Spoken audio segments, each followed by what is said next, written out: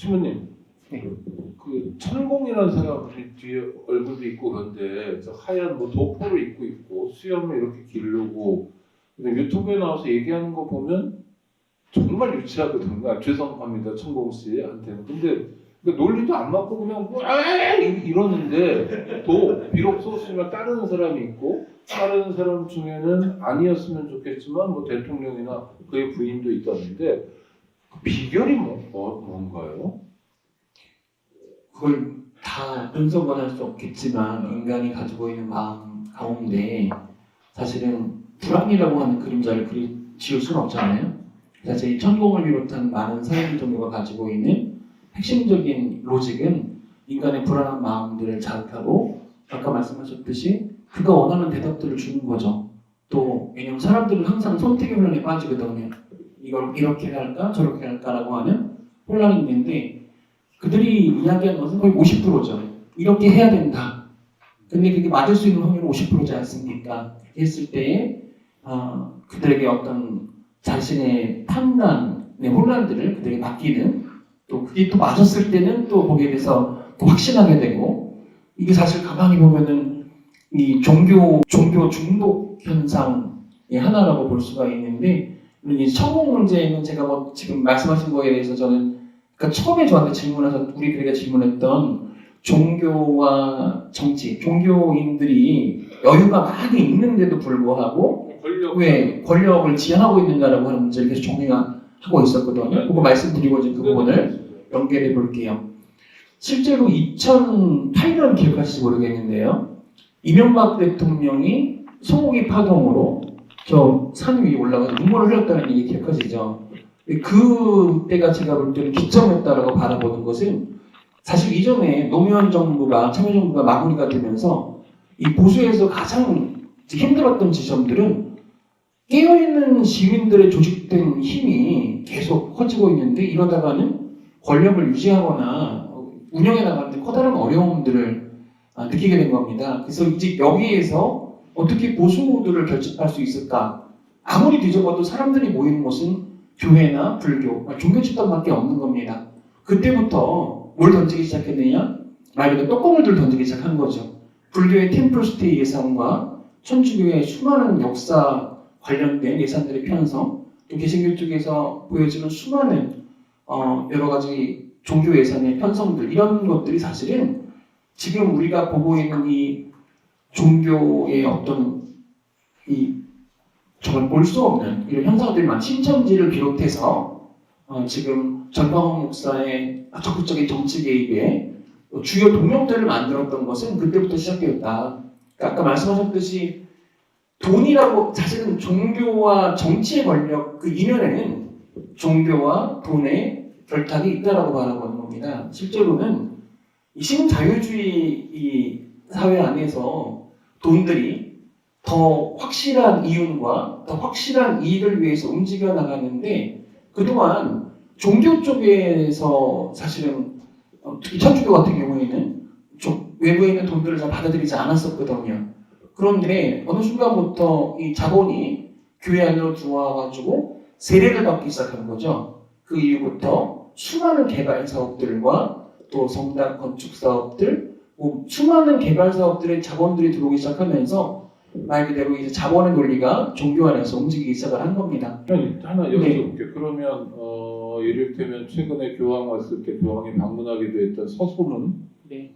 거기를 이제 천주교 성지로 개발했잖아요. 그것도 이제 다른 종단에서 좀 폭력적이다 이렇게 얘기하시는 분도 있어요. 왜냐하면 거기서 사형 집행을 하면 천주교 신자만 돌아간 건 아니고 다른 분들도 있는데 하여튼간에 네. 그 개발을 하는 걸 정부 예산으로 했다는 얘기입니까? 이를테면?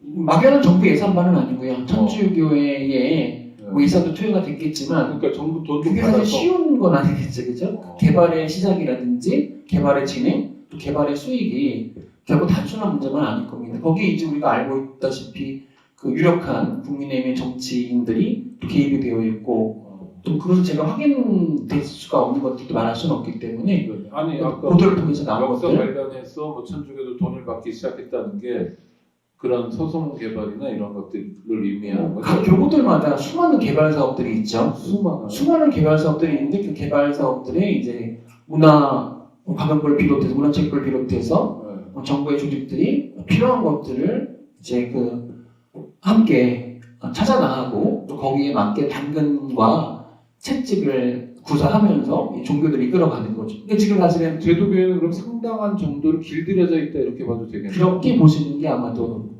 상당히 길들여져 있는 거죠. 그러니까 발언하기가 어렵지 않습니까? 이전에는 사회적인 문제나 사안이 있을 때 천주교 사제들도 물론 요즘에 이제 상당히 적극적인 발언하고 있지만 이전에 세월호 문제 이후부터 상당히 많은 국면 동안에 사제들의 발언들이 사실은 자유롭지 못하고 이전과 같지 못했던 것들은 사실은 교구 차원에서의 여러 가지 억압이라든지 발언을 이제 금지하는 여러 가지 행위들이 있었기 때문에 사실은 적극적인 사회적인 참여와 발언들이 어려웠던 것도 사실이죠.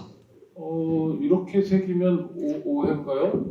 천주교가 사회 참여를 열심히 하다가 정부 돈에 돈맛을 들이더니 최근 들어서 조금 신부들의 발언을 억압하고 있다.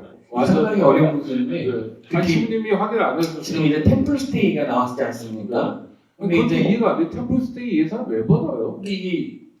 이제 제가 하나 정돈을 하면 가령 예를 들어서 꽃동네라고 하는 시설이 있어요. 네네. 뭐 가평에도 있고 충북 음성에도 있지만 가장 대표적인 사회복지 시설에 가는 국가 예산이 적지가 않죠. 그렇죠. 예, 이게 상당히 큰 문제고 지금 뭐 비용 금액을 말할 수 없지만 상당히 큰 돈들이 이제 사회복지 시설들을 통해서 이제 종교기관들로 또 들어오게 되죠. 그 예산의 투명성에 대한 얘기들에 대해서도 내부에서 여러 가지 비판의 목소리가 있지만 사실 그 돈이 들어오는 관례들 통로들은 상당히 많죠. 우리들에게 뭐 단순한 종교 예산만으로 들어온 건 아니죠.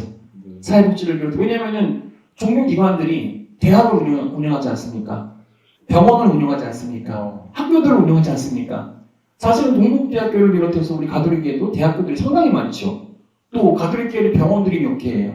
맞아요. 대학과 병원, 뭐 수많은 사회복지 시설 이런 데서 정부 예산 없이 돌아가는 데가 어디 있습니까? 사실 이것들이 다 긴밀하게 유착이 되어 있기 때문에 이 종교가 끊임없이 정치 권력에 어떻게 보면은 협력을 해야 되고 사실 불편한 얘기를 하게 되면은 그 예산에 상당한 변동들이 생기기 때문에 적극적인 사회 참여나 발언들을 오히려 이 지도부에서 정돈하거나 또 그 문제 가령 이번에 최근에 그 대전교구에 있는 모 신부가 그죠? 그 비나이다 이런 얘기 하고 나서 바로 정직이 갔잖아요. 그죠? 근데 아니 예전 같으면 이 정도 비용, 이 정도 얘기를 가지고 정직이라고 하는 것은 사실 쉬운 게 아니거든요. 근데 왜 이렇게 급하게 또 빨리 대전교구에서 이 신부를 바로 정직 처분을 해가지고 마이크를 더 이상 쓸 수 없게 만들었는가? 이건 이제 뒤에서 여러 가지 얘기들이 있겠지만 여기에도 틀림없이 뭔가 정부 조직의 개입이 있지 않겠는가라고 하는 예상을 하게 되는 거죠. 그러면 목사님, 중앙집권화된 천주교나 불교는 돈이 들어오기